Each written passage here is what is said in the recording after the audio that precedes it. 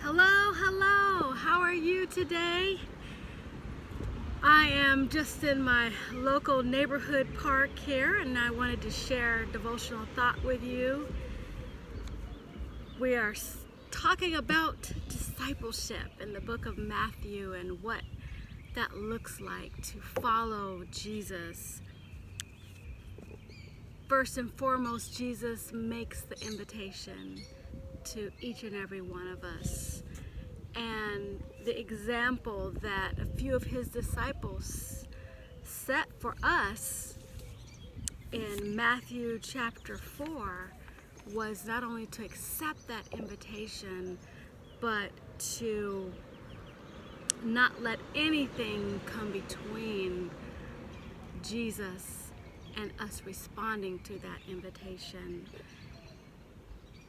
The first disciples were willing to leave any and everything immediately to follow him.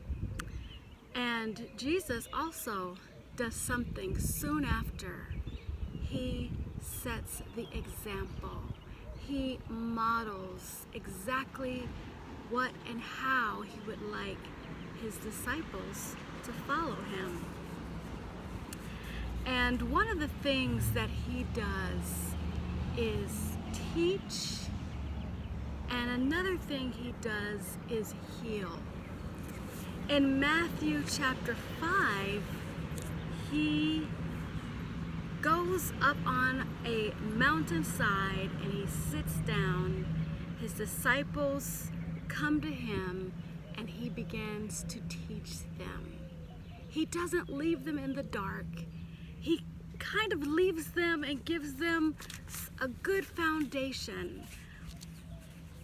Many of you know this teaching to be the Sermon on the Mount. And it covers quite a bit of ground. It covers chapters 5 and 6 and 7 of Matthew. And in those chapters, he covers all sorts of things for Christian living. He covers the Beatitudes. He covers how to treat your fellow man, to love your enemy. He shows them how to pray. He encourages them not to worry and how to deal with anxiety and life. And he also says in chapter 7, verses 24 on, he says, "If anyone hears these words of mine and puts them into practice, is like a wise man who built his house on the rock." So the disciples were not only to hear these words, to hear these teachings, but they were also to put them into practice in their lives. Jesus also, in chapters 8 and 9, it shows that he not only taught the disciples, but he modeled what that looked like.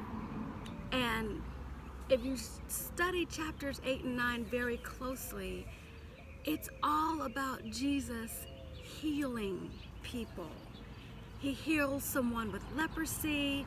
He heals the centurion's servant. He casts out demons. He heals the paralyzed man. He brings a girl back to life. He also cures someone from their blindness and from being mute. Jesus is all about that healing, that action, putting those practices of Christianity, putting those teachings of Christianity into practice. Jesus was about teaching and then healing. Teaching and healing. Verse 37 of Matthew chapter 9 says,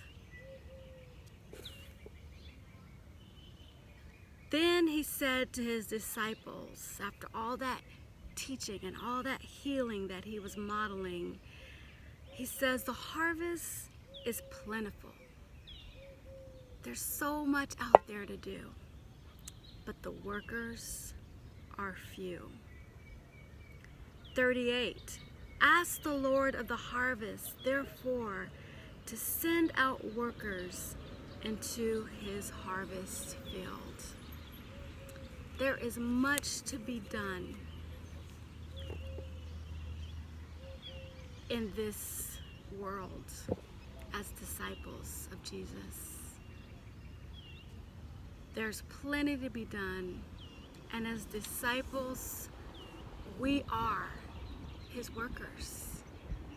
And Jesus here says not only should, we be involved in the work, but we should also ask the Lord of harvest to send more workers.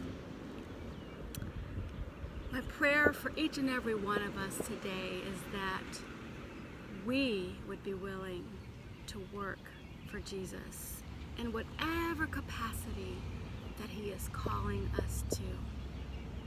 I thank you for your attention and your time. I know this video is a little bit longer, but I wanted to spend a little bit more time today describing this teaching and this healing component. And I pray that each and every one of us can allow us to be taught by Jesus and also learn from his modeling.